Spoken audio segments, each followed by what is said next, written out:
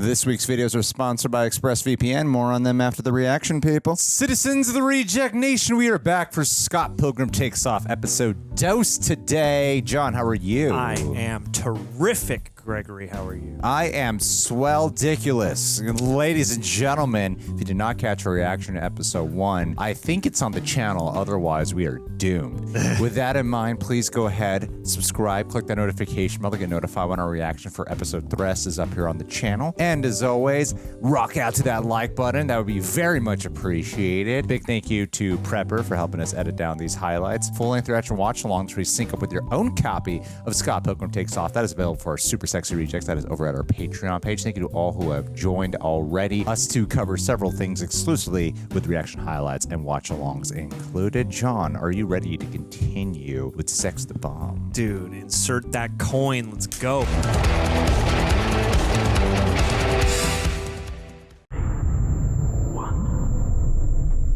I won! False sense of hope. That means you and I are free to get back together. Right? Those are the rules of the league. That's how love works. Pathetic. Did anyone get that fight on video? You guys leaving? Is there an after party? What's going on? Oh. Uh-oh. Where did everybody go? Is the show over? There was no show. The bass player was punched to death.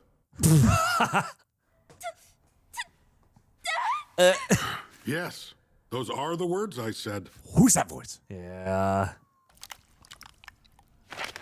Oh. She dyeing her hair? Oh, yeah, she must have to all the time. Or have we gone back? A league of their own. There's no crying in video games. The girl of, or from, Scott's dreams. Wallace, how are you? Is this his funeral? This is his funeral. This is awesome. I can't believe he's gone. He was always taking on high-level enemies. Yeah, but he always won. Nobody wins forever. The house does. True. Casinos? I'm gonna sit next to someone else. Dude, you could play Scott, you know, on some slots. I guess now I'll never know if we sucked. Which is kind of nice. Just wish it were under different circumstances. Miss you, pal. Is he just a coin? Yeah. 2 coins placed where the eyes would be for the boatman. Oh, she's got his jacket. Xavier School for Grieving Youngsters. What are you doing here? You killed Scott Pilgrim! Oh. Did she say killed? This is juicy. I don't know if that's fair. It'd be fun to go to a funeral like this. Yes. This has got to be the most dramatic funeral I've ever been to. Oh. It doesn't get more dramatic. It's actually, Or does it? oh, I think it does. Ramona inverted the colors in her hair, right? Is Gideon showing up? Oh, I bet he is. Like Ninja Rotsy. Envy. Adams. Oh, snap. The big one. Oh, my God. Wow. It's like the Emperor showing up. Empress? Showtime. Envy Adams! No! Ooh la la. I call Queen Mommy! Seriously, the coolest funeral ever. Jesus.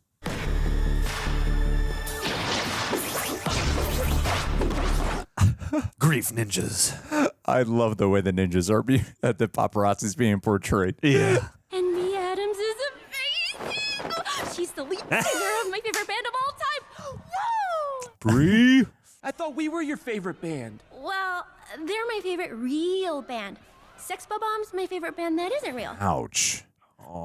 Scott deserved better. As you all know, I briefly dated Scott Pilgrim in my pre-celebrity life. We didn't all know!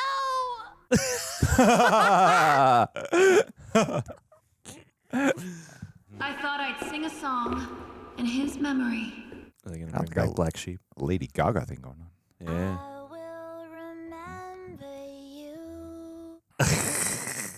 Scott dated her? Crazy, right? Can you imagine having an ex who became a huge celebrity after you broke up? Oh, she knows. Weep not the memory. You know what's funny?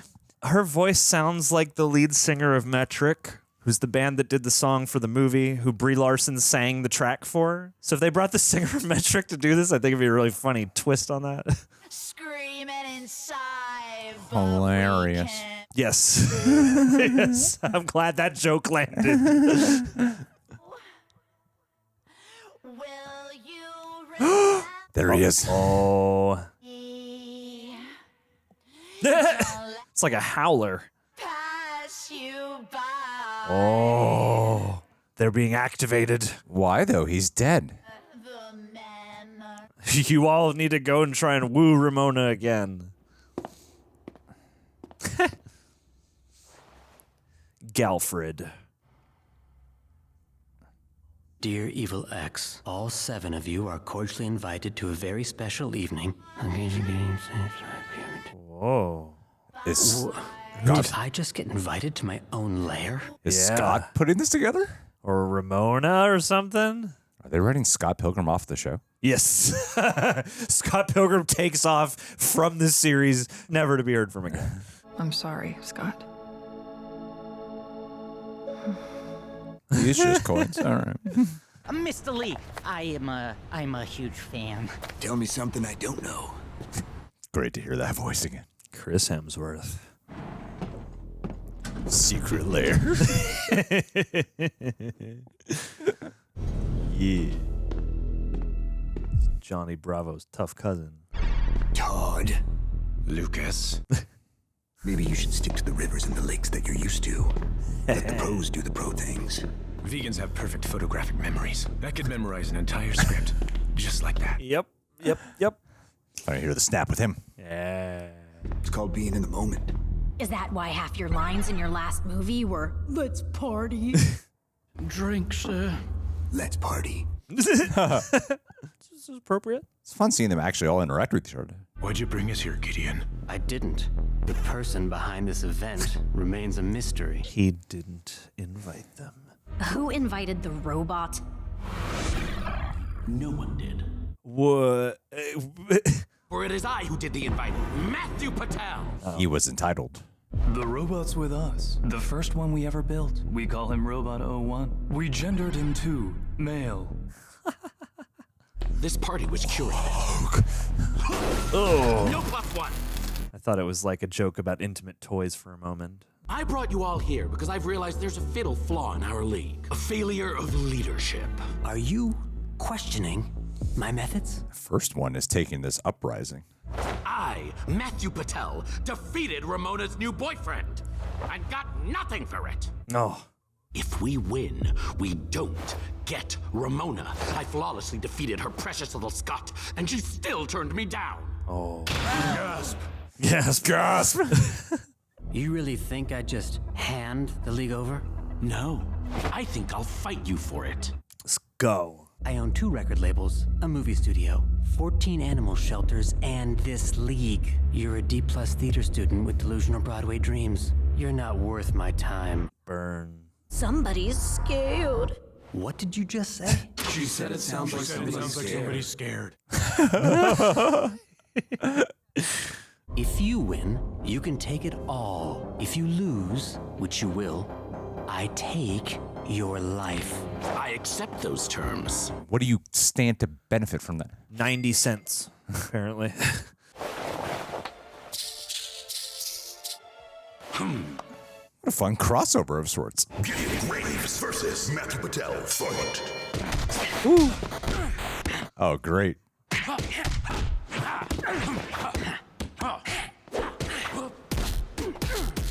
That's an excellent shot. Yeah. Come on, girls! Nice. Whew. Oh, cool with the screen cracking effect. Yeah. Now I feel like I'm watching Powerpuff Girls. Yes. We went from like Red Tron into Powerpuff Girls. Let's get in the game. Oh, I'm just getting started. How do you defeat him?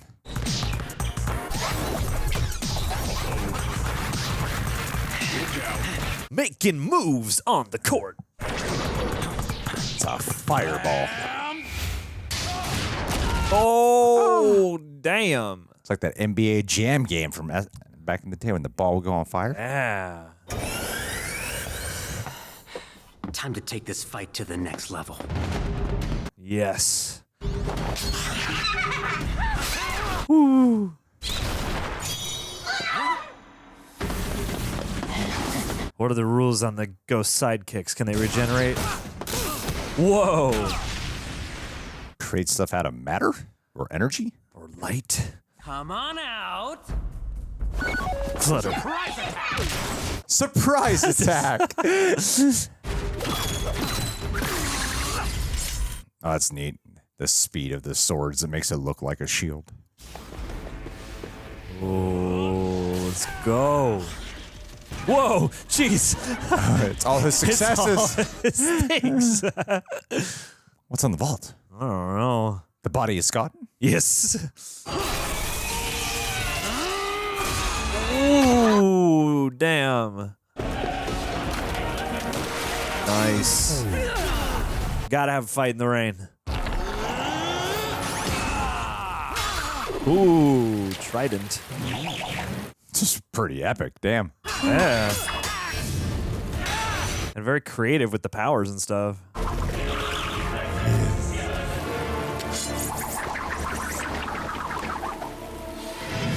You're mine. Damn. Ooh. Attention to detail on this. As the blades and the trident are moving and he's moving in his formation. It's over. Finish it. I gotta stop eating meat. And milk and eggs, bitch. If I could just have your signature right here, Mr. Graves. What's this? The result of this fight is legally binding. Everything of yours now belongs to Mr. Patel. Is it Cal Penn's voice? Yeah. Yeah. Great catch. Fine. How does that paper sustain draining this water? Do it. Put me out of my misery. It's one of those market tablets. No, I want to put you into your misery. Yeah, living your worst life. Oh, the downward rainfall. This is my league now. I'm the main character. What a switcheroo. Yeah. Todd. Twin. Other twin. That's two. Roxanne. That's literally what I was going to say. Roxy, you have something the other exes don't. You should join me. We could be a league of two. I don't need a league to get a girl. Have a nice life, loser. Probably You probably. she's draped like an actual ninja. Yeah, and the mask. Kind of looks like that My Hero Academia girl. Yeah. Oh, the vampire girl, yeah. Cat Pilgrim. Yeah. Oh, that's such a cool choice. The predominantly blue with a little bit of hope at the bottom. And then when she's more upbeat, it's like, you know, fun and colorful, but with that melancholy at the bottom. Sparks. An interesting grief of a situation to be able. I like the 1 + 1 = 2, 3. Yeah. Double times 3, 6. That's clever. Damn. Great numerical device there. Yeah. And the way they do lens flaring is beautiful too, with these like layered opaques. Or transparents, I should say. Scott? Does she bring him back to life? He's alive! Damn it. Emily Haynes and Metric. Damn, yep. you called it, John. Was Emily Haynes. And Cal Penn. I have won the episode. That's funny because Brie Larson, like they famously, Metric did the Black Sheep song, hello again, friend of a friend. And then they had Brie sing it for the movie because she is a singer. And then they eventually released on the deluxe edition and stuff. They released the Brie version, which to me is like kind of the definitive version of that song. So to have Emily Haynes do the vocal here is I think really fun and funny. You know what I've gotten from you talking about this? What? how funny you think it is. It's charming so to me. funny. It's okay. Maybe not fun. Maybe I'll go. John, I gotta tear you down It's because I curious. don't have any way to really contribute to this because I did not know this fact. My method is to punch down. Yes, of course. That's called an inferiority complex. All right, learn to weaponize it at any given moment. That's probably That's what good the advice. league is made of. That's good advice for me. I would definitely fit in with the league. I was gonna That's what say, I'm trying to say. This would be good. Yeah. Big thanks to ExpressVPN for sponsoring this video, a real game changer I've been using for years. That's right, years. So whenever they want to work with us, it's an instant yes. You've likely heard about ExpressVPN for online privacy and security, but there's more to it than that. However, there was a very real incident recently with Spectrum shutting down my internet and contacting me due to a suspecting hacking attempt. And funny enough, I realized I hadn't actually activated my ExpressVPN on my new laptop that I got a couple of months ago, so I was paying the consequences. Having faced a serious hacking issue on YouTube a couple of years ago, that made ExpressVPN my go-to for both security and freedom. I mean it. And yes, what you've heard is true. Believe me, this channel knows. You can use ExpressVPN to watch movies and shows on Netflix that are not available in your country. This means accessing a vast array of content of over 100 countries, like a global cinema at your fingertips. It's super easy. Open ExpressVPN, switch locations, refresh the browser, and there you have it. Whether it's K-dramas on South Korean Netflix, Hulu, BBC, iPlayer, YouTube, or more, ExpressVPN has you covered. And it's incredibly fast, ensuring no buffering or lag for smooth HD streaming. It's versatile too, working on not just computers, but phones, media consoles, smart TVs, and more. This means you can enjoy your favorite shows on anywhere, any screen. Protect and elevate your internet experience. So if you want to get access to hundreds of new shows, use my link, expressvpn.com/rejects. And you can get an extra 3 months of ExpressVPN for free. That's expressvpn.com/rejects. So head to expressvpn.com/rejects to learn more. Thank you again. Well, I feel enriched, and that's we should definitely support that. You know what else we should support is getting those fresh drips at rejectnationshop.com. Oh my God, 2 at once. 2 at once. I mean, just get it out of the way so that we can just unfold and enjoy the Scott Pilgrim. But look at that, snip, snip. Look at this classic ticket shirt. Yeah. You guys could be so much more comfortable there at home. You know what? Why don't we just shout out another thing? Just in the G future. Fuel has been powering G Fuel. my whole day today. So I think if we shout out a fourth one, Yeah. that way it's something that might be in the future that we could potentially get. Status down the road. Audio. I love your Thank you. headphones. Please sponsor this channel. The wireless, the Bluetooth ones, they sound amazing, especially if you're a music fan. And These are called ad blocks. These We're are, taking care of all of them right now. Yep. Chevrolet. Anyhow, what did you think of this episode of Scott Pilgrim I Takes Off? really enjoyed it. Part of the thing when it comes to stakes in an episode like this is you're fully aware that, of course, Scott's not dead. Yes. Part of me was kind of curious, like, would they just kill him off? Because that might be an interesting direction. What I like is the deviation of, like, again, I got to just remind people, don't know what the source material is. Most people I imagine who are watching this are primarily just familiar with the movie. I have to imagine. And you watch that first episode that seems to riff so much off of the movie. Like, it doesn't really deviate so much from that first half or first 30 minutes or whatever of the film. And then this one takes a very different direction. Maybe it's close to the source material. Maybe not. Maybe it's just doing its own thing. I don't know.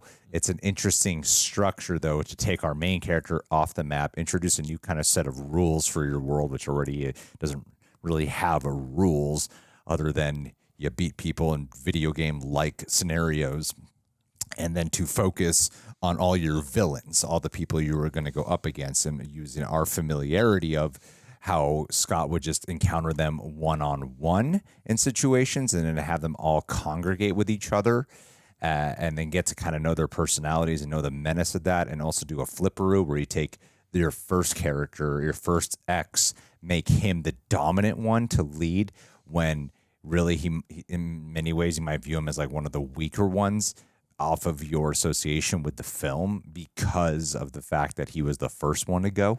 And here they reestablish like the numbers go up. So Yeah. like he's literally like the bottom. And then you also have Gideon, who you associate as the top dog, the most ruthless one, the hardest one to defeat. And then you have him taken off of the leadership board here when it comes to the league, to focus it all on that, I think is a very fascinating deviation with some really cool dark visuals laced throughout. It's like to do your focus on, okay, first episode is Ramona and Scott. Not really so much the supporting cast, but they're there. And then the second episode is the entire villains with your first and last one. Really put all your emphasis there. But the thing with it was, and like, what's interesting about it is, they release all them at once. Netflix usually designs their shows to be binged. And I imagine my opinion of this might actually change during after we're done with the show. Because I like this one. I did find myself going, I don't care as much, though, because I'm not invested in these guys to focus on them just yet. Like, I'm fascinated by it. I like it. I'm trying to find ways to word it where it doesn't sound like I dislike the episode. I just found like I could have used a little bit of a balance, but again, most people binge this show, whereas you and I due to the nature of our channel, we will watch an episode and talk about it, which I'm sure when you have a different director per episode and a different script per episode, they want each episode to be taken and not just kind of like forgotten about in the ether of a binge watch. Yeah. So there's that pro and con to watching something, talking about it versus watching everything all at once. However, there was a thing where I was like, I'm intrigued by this. I'm interested. I like the emotional association of the challenge on the audience to take a completely different direction and focus. But I find that, when you get the voice actors from the films, there will be an association from film to listening to this, and somewhat of a similar illustration. I mean, that just in the animated format, like portrayal. There will be a similar type of portrayal while they're doing some differences. I find that the dynamics of the villains are more interesting when it is antagonist versus Scott versus them all being together. So this was the most I actually found myself doing a real comparison in a way where I found it was I like the world. I like the setting. I thought the fight scene was great. There was so much I really, really, really liked about it. But overall, I'd still probably rate this episode as an experience more like a 7.5 out of 10, whereas the last one was like a 9.5 out of 10 for me. Yeah. Because I didn't find the dynamics as interesting as the setup into this ultimately was leading me to believe when we were watching them all first interact and get together. Does that make sense what I'm trying to say? Yeah, absolutely. Yeah, because I don't want it to be misunderstood that I didn't like it, because I did. But I did find myself, like the last one, I was like, compared in a way, but I found myself like, I'm in love with this. This one I was like, ooh, there's something that's kind of missing for me here. And it is it's actually making their personalities not as their personalities are actually not as interesting together. When you think they would be more interesting. I think they got good humor, especially out of that. I think that the most endearing aspect is just kind of the flourishes that they'll put on the group responses, in particular when it's like a rapid fire of like they're all chiming in, and inevitably I think it's Brandon Routh is like always either like a bit slower than everybody or he goes gasp at one point.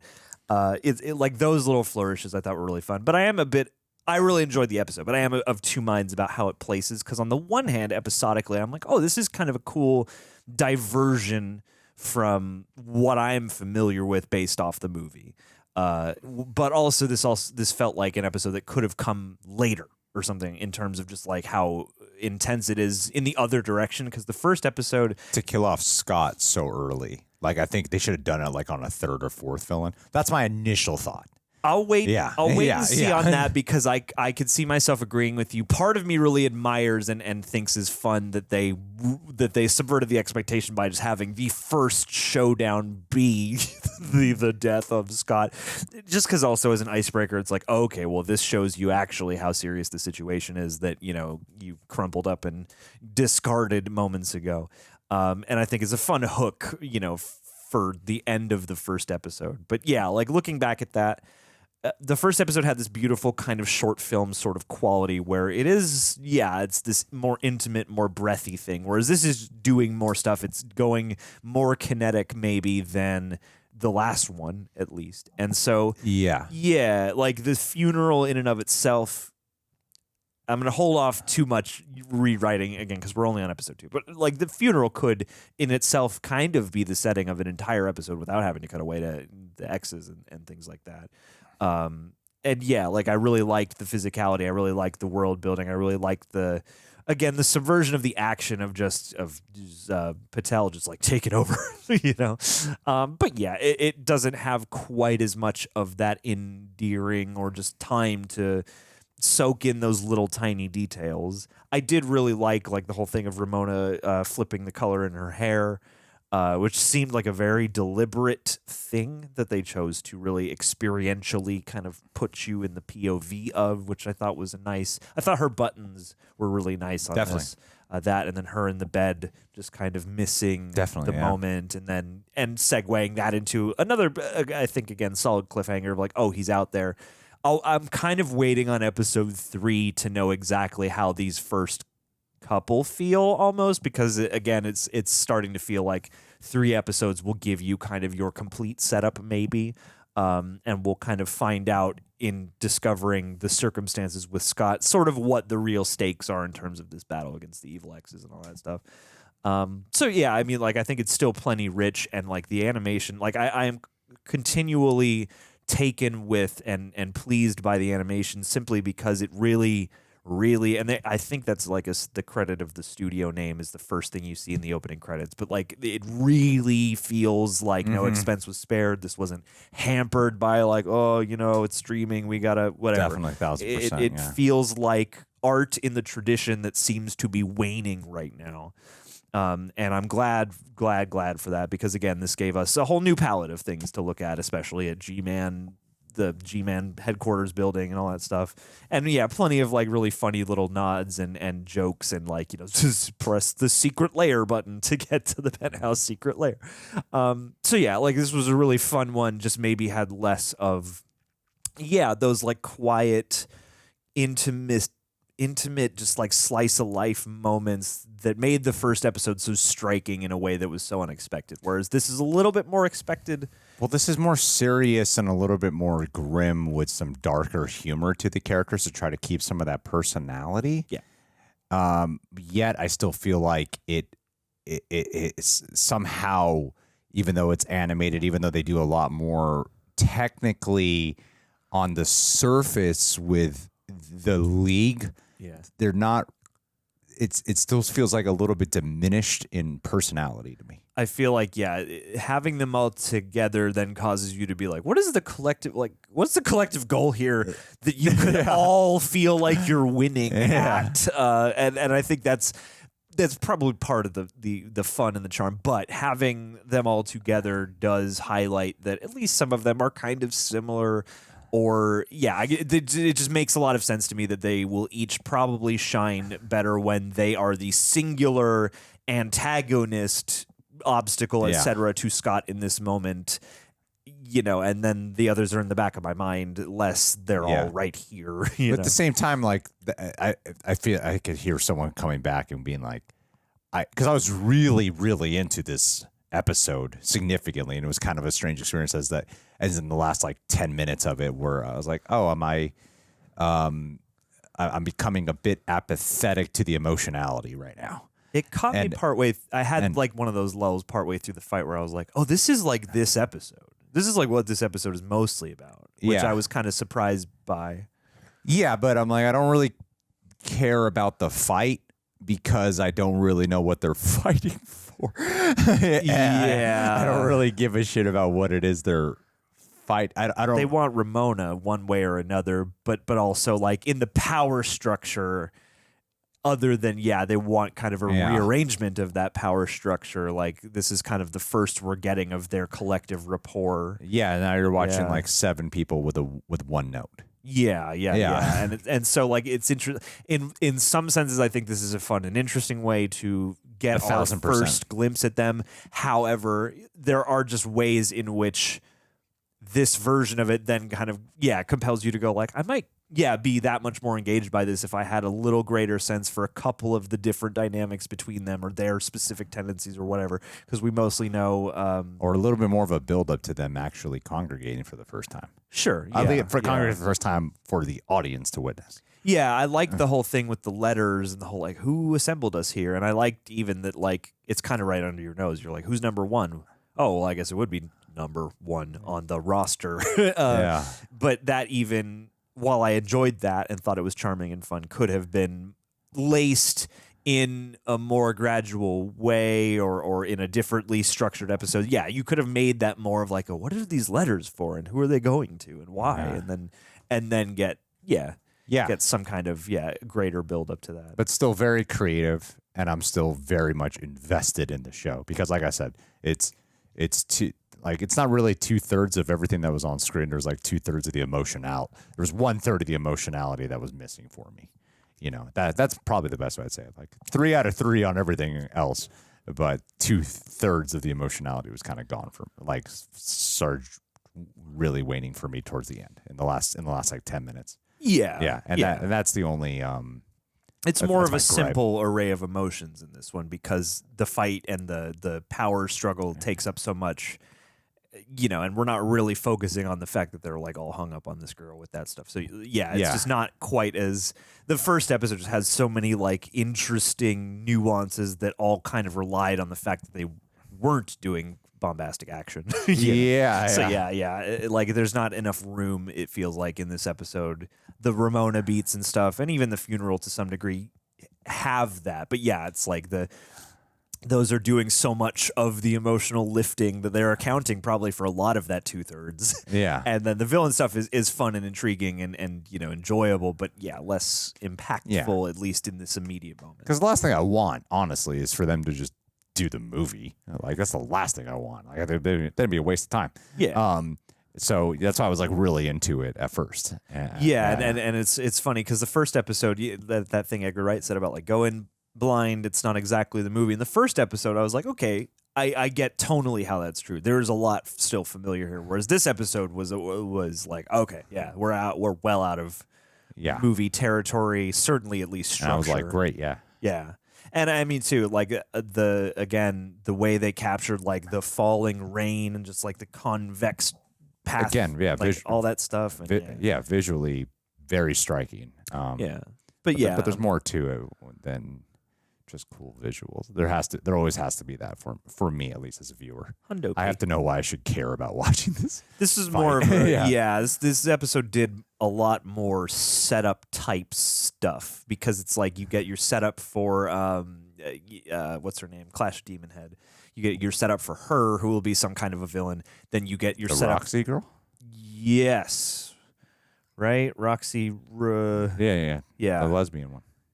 Or bisexual. No. Who comes to the funeral? Who used to date Scott? Who's the lead singer of Clash? Oh, of Envy Adams. Envy Adams. There you go. You get her set up. Scott here. Pilgrim fan you are. You can't remember Envy Adams. No, I know. Remember all this shit about Brie Larson and this band. Emily and the Haynes, history of that. Emily Haynes and Brie Larson. Like, tell you Brie Larson is credited in the intro, and I'm like, is she in this episode? Did they just let Emily Haynes do the whole thing? But yes, Envy Adams, I should not have forgotten. She had lines. For a minute. She did, but I'm wondering if Brie Larson did the lines for this one, which I mean, she probably did, but at the same time, I'm sure she had the time. She had on the day she recorded her. But part of me is like, I mean, you could just let Emily Haynes. She didn't interact with anyone. Yeah, so I feel like you could let Brie Larson do the rest of the episodes where she probably will be interacting, but I almost feel like they just let Emily Haynes do the whole thing here. But either way, it's setting up Envy Adams and that antagonistic presence that she will surely bring. And then it's setting up Don't call me Shirley. The entire array of evil exes. That's when I developed my drinking problem. It sets up all of your different antagonists and their odds with each other. So like to me, this was all more in service of that. And Yeah, I don't begrudge a second episode doing that, especially after the first episode spent so much time in the feeling. Most people by this point of us talking have already finished episode 4. This is true, and I'm waiting to finish episode 3 to see how these first 2 complement it. So I'm excited. More. All right. Well, guys, We're thank you good. so much for being here. Scott Pilgrim Takes Off. Keep a lookout for our reaction to episode 3. Thank you again. And hey, listen to the guys, there's only a few days left in the month. There's only so many days left in the month. So we got to shout out 2 people today to make sure we're hitting our count, because there's a certain amount who pledge every month, making our lives difficult. True. Where we must do 2 shout outs. Oh, crap. In one video. What is this? A back-to-back ad read? Oh, I guess kind so, of. in a way. But it's the more shortest, than that. the least. Okay. Who do you want to shout out, John? Let's pair up Lance Dorr and Andrew Hayes, our tallest and shortest patron. Is that what this is rooted in? No, I don't know how tall Lance is. But I don't know. I mean, it's rooted in something silly for me, but also it's rooted in something genuine. And I'll go with the genuine first. Give it a shot. Genuine shot here. Lance Dorr and Andrew Hayes both bring a general kind of lovely cheer. And on Lance's end, I mean, he's a family man. He's a guy who's out here, doing a service to his community. Very genuine. Fighting fires and whatnot. And So he's got enough sincere. to worry about.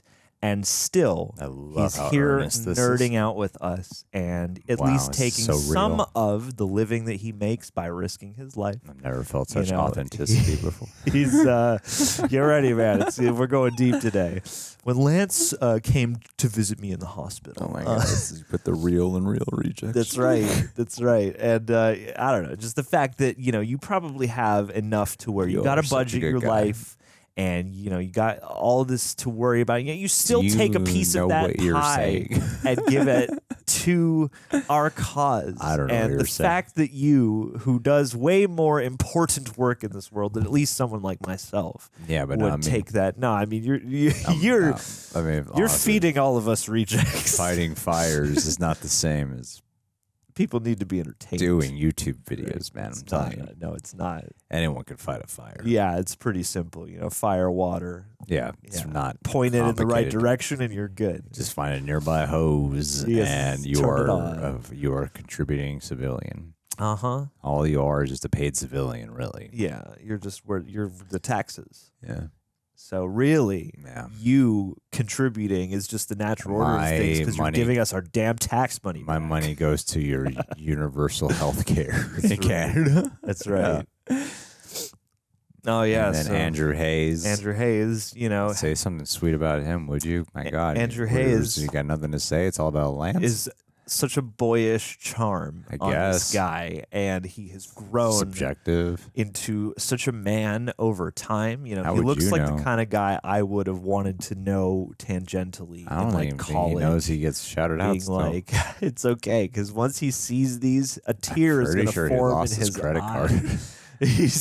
Somebody else is fraudulently continuing his pledge.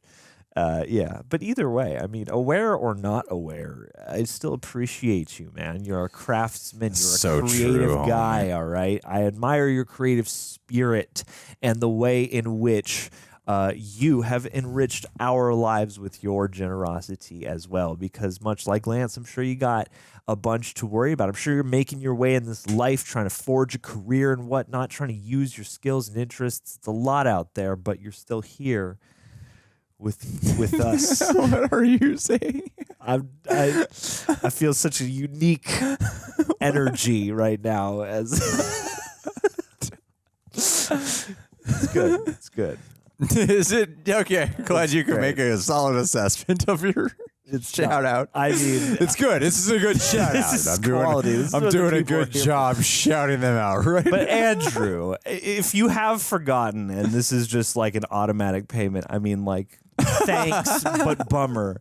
But if you're still here watching, that means a lot because especially in the formation of this Patreon, you were one of the people who has been here through like all the random tiers that have dissolved into, you know, the rear view. You know, we used to get on Google Hangouts with you. You know, we used to chat. And now I feel like, you know, I'm missing that. So, you know, you should Skype in. Tell you what, I'll bring it back and you can handle all I will the do all of that. Yeah, and the Patreon time management skills. Everyone's like, I got to get my hour in with John. Then, you know, I'm like, what time zone are you in? Luckily, Andrew, not too far away, so that helps. I don't know exactly what the time zone would be for Lance. Probably not too crazy different either, so that helps. But yeah, I don't know. My real motivation here was that I wanted you guys to like team up somehow because think of it, you know, it's like Lance is the firefighter, right? He's the buff, you know, he could be the muscle. And then Andrew can like, you know, jump on his back, right? And he can like scout and he can use his like, you know, sneakiness and lockpicking skill. Like it would be a perfect pair for a video game. Yeah, totally. I feel because then, you know, you would do a lot of your major gameplay as Lance probably. Yeah. And then Andrew would be there to like make fun comments. But then there were certain missions where you have to detach Andrew and let him like, you know, crawl through a vent or solve a puzzle or, you know, fight people that aren't good to be fought by a tall guy, you know, like things like that. And then we can use your real life you know, the firefighting skills and the locksmith skills and your cinema skills and your cinema appreciation between the two of you to create some kind of amazingly revolutionary kind of like third person shooter game. That's who I want you guys to be. Or like some kind of action movie 6.5. Anyway, guys, thank you for being here. We love the both of you and stay pledged no matter if you're aware of it or not. This is good. Peace. This is good.